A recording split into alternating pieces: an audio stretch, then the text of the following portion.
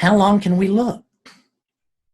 I mean, here's the way it started for you. I don't know your exact story, but I'll tell you something I bet you can recognize.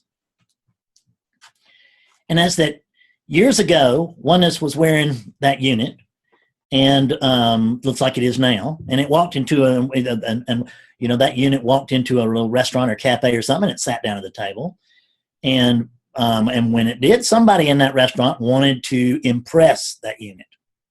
So the second unit comes down and sits down at the table with the first unit, throws out its best opening line right from go. Let me ask you this. Have you ever had the oneness experience? And at which point, the Ileana unit says, no, I, the Ileana unit, have never had the oneness experience. And they say, oh, you should try it. She went, really? They said, oh, yeah, it's fantastic. She said, it is? And I said, oh, yeah, you must try it. She said, oh, what's it like? And he said, well, there's nothing like this. We're just reeling in the seekers. Nothing like this. So when that happened, you took that bait and you said, oh, that's wonderful. How can I, the Ileana unit, have the experience? How can I have the oneness experience? And they said, well, I'll tell you this. I have read a lot of books. And I've done a great deal of meditation. I've also done a lot of non-dual inquiry, and I've done a lot of prayer. I've done a lot of bowing and mantras, worked with mantras and scraping, and been done singing and dancing and just about everything else I can think of. And I wanted to report to you that I feel like I have made a lot of progress toward oneness myself. And if you'd like to join me in my search for oneness, why don't you hop in right behind me? We'll go look for oneness together.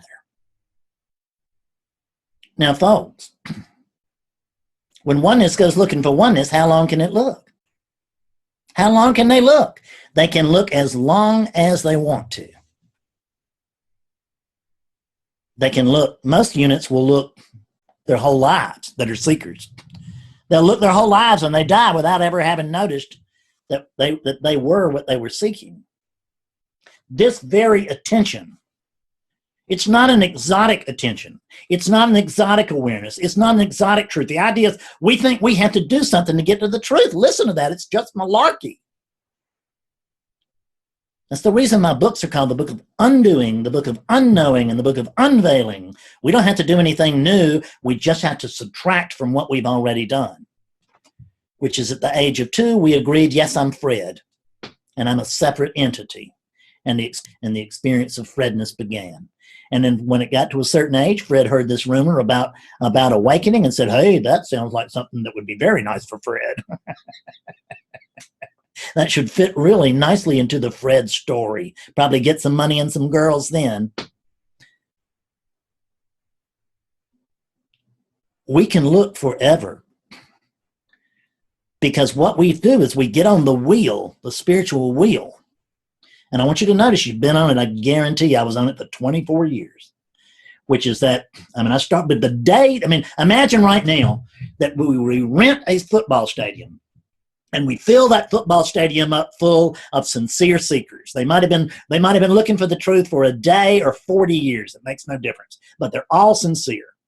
And I come out into the stadium and I say, hey, everybody, the great news is I have a very special teaching for you tonight.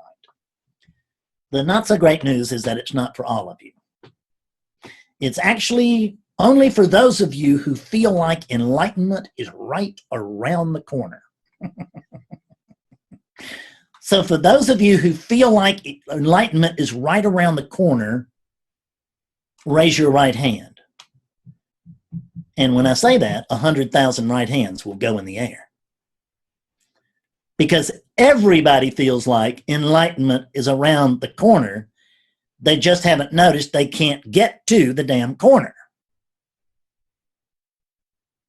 We are on the wheel. How are you doing? I'm making progress. I'm reading a lot of books. I'm doing a lot of practices. I'm becoming an expert meditator. I'm becoming a very wise guy. I'm becoming an expert in the field. And that is the booby prize, is it not? I'm becoming an expert in the field. Who are you? I got no idea. But I can tell you all about it. What we have to do is, and it almost invariably takes a teacher. It can happen spontaneously. It did for me, and it does for a few. But those things are very, very rare. It almost always will take a teacher to move us off of the wheel and show us that there's something called off the wheel. Because when we're on that wheel, enlightenment is always right over there, right over there. 10 years later, we're still right over there. But I'm making a lot of progress because we're confusing activity with doing something. And it's not the same thing.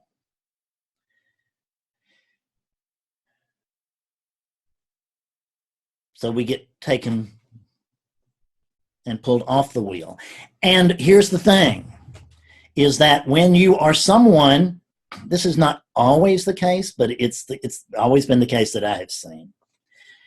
It used to be when I first started doing this, and I didn't have the skills that I do now. I didn't have that story I told you about. I didn't have anywhere near the skills. I mean, if you read the book of Undoing, there's virtually nothing in it that I use now. It was very skillful for its day, but I'm 1,000 awakening sessions later. You know, I may have learned something. I want you to look at where we are right now, because now that your eyes are open, my eyes are open, the lights are on in the room.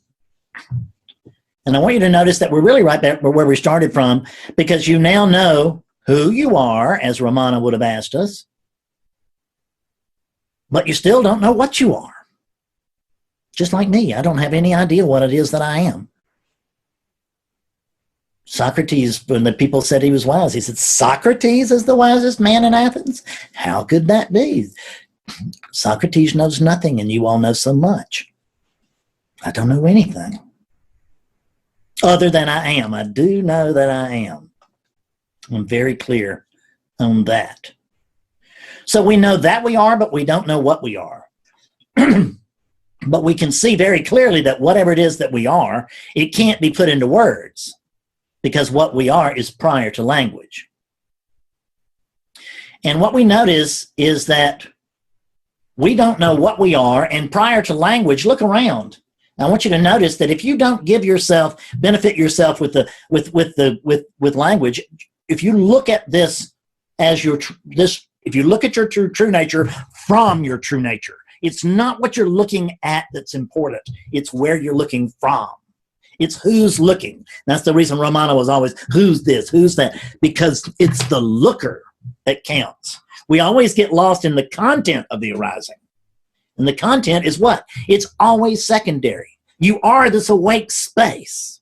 You are this awake space. And guess what? What's another pointer that they told us? They said that the eye can't see itself. And that's true. What's your eye, oneness? What's your eye, oneness? It's your attention. That's the mechanism by which you look at yourself, isn't it? We used it all session long. What's the one thing that attention never pays any attention to, oneness? Itself. Attention goes looking, and I'm looking for oneness. Now I want you to think about something. You are the awake space. And since you are the awake space, you are the aware space, this unit right now is moving its hands through the body of God, so to speak. Through your body. Moving, I don't mean to tickle you.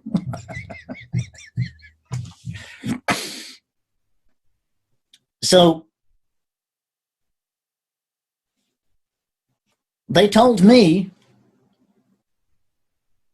that the eye can't see itself, and I thought, well, what do they mean? And now that I see that it's my attention, I see that I know why, because I know now why I can't find awakeness is because I'm looking from awakeness for awakeness. In other words, let's just notice something. We can't be outside of oneness. So what this means is that all this time, oneness has been looking right through oneness for oneness. and has been expecting to find oneness over there. But since you're looking from oneness, and you can't be looking from anywhere else, can you? You can't possibly find oneness over there. Can't happen. There is no over there. There's only you. Let me show you what I mean by this in a visual sort of way, because I really want you to get this. Pick out an object. Actually, let's everybody look at the same thing. Everybody, look at your computer mouse if you have one. I'm going to say mouse, and most of you are going to have a computer mouse. If you don't have one, then look at the finger pad. But look at your mouse. Look at that mouse, and then I want you to measure. Tell me how far away the computer mouse unit is from the U unit. From how far is that mouse from your nose? And let's just say 18 inches. So what I want you to do is look at that mouse right now. Look at it very closely and tell me, can you actually find, in your experience, not in your imagination, in your experience, if you look at that computer mouse, can you find an actual line of separate? Look at the mouse as oneness, please. Look at the oneness as look at the mouse from who you really are. Look at it from awakeness, not from a unit's perspective. And oneness, let me ask you this, can you actually find any separation when you look at that mouse between what's looking and what's being looked at? No. What's looking is not other than what's being looked at. You can't find a line of separation. The looker doesn't like stop six inches from the nose. It's one continuum. It's one continuum. But the interesting thing is that even though you can see, okay, I can't see any, is that I can see that there's no separation. I can see it and I understand that I'm oneness. Nonetheless, there seems to be the element of distance. So why is that? Why do we have the illusion of distance here? The reason that we have it, what we think is distance, is, well, let's look at why we have it. We measured it. We said it was 18 inches, and what was 18 inches of what? It was 18 inches of space. Because we all know, as we've been trained, that space is the thing that separates everything from everything else, isn't it? Look at the mouse again. Tell yourself the truth. Notice that the space is not what separates everything from everything else. It's actually what joins everything to everything else. There's just the one space.